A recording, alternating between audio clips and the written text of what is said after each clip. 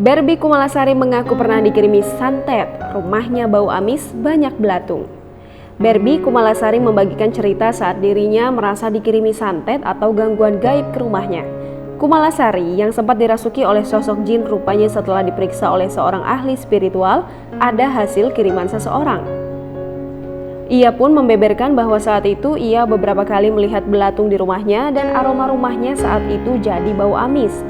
Namun kini Kumalasari sudah tak merasakan lagi gangguan-gangguan dari jin yang dikirim padanya itu. Ia juga tak tahu siapa yang iseng mengirimi santet padanya.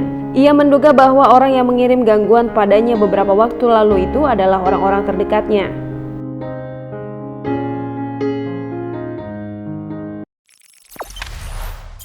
Jangan lupa subscribe, share, komen, dan like ya!